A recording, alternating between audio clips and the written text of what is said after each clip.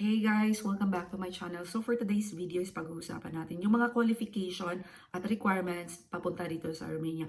Una, doon muna tayo sa qualification mga guys. Dapat mahilig ka sa bata. Mataas ang pasensya mo para sa mga bata. Pasok ka dito. Yun lang naman pasensya talaga sa mga bata. Kasi alam niyo naman pag mag-aalaga tayo ng mga bata, mauubusan talaga tayo ng pasensya. Hindi ko sinasabi na mga pilyo talaga ang mga bata dito, but in general, mga guys, kahit sa mga anak natin, di ba? Requirements yung mga guys, isa na yung passport. Dapat with experience ka, at least 3 years of work experience abroad. Kung may magtatanong ay 46 na ako. Mga guys, at least 45 years old at saka may experience ka abroad. Kasi hahanapan kayo ng info sheet. Kung may experience ka ng abroad, meron kang info sheet. Saan mo makukuha yung info sheet? Makukuha mo yan sa DMW, yung POA dati. May nagtatanong din kung pwede po ba may tattoo. Mga guys, pwede naman siguro may tattoo, but hindi lang siguro siya dapat visible or maraming. Especially dito talaga mga guys. Dapat, kung meron man dito, bandang mga braso, dapat kukonti lang siya mga guys. Ayan. And then mga passport. Yun. And then maghintay na lang din kayo kung ano yung mga iba pang requirements na ipapakomply ng agency sa inyo, at yun lang yung i-comply ninyo.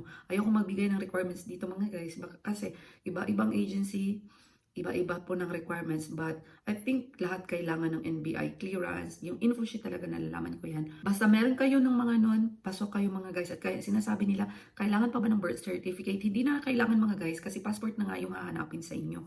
Kailangan pa ba ng college diploma or kailangan pa ba ng diploma? Hindi na kailangan mga guys, kasi ako nga, my experience brought me here.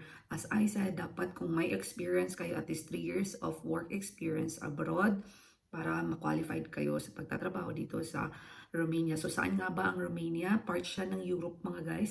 Ang karatig bansa niya is Hungary, Moldova, Bulgaria, so baba Greece. Ang Romania mga guys is Schengen country na. So we are now able to travel in 29 or 31 Europe countries without visa. We are allowed to travel via plane, via land and sea.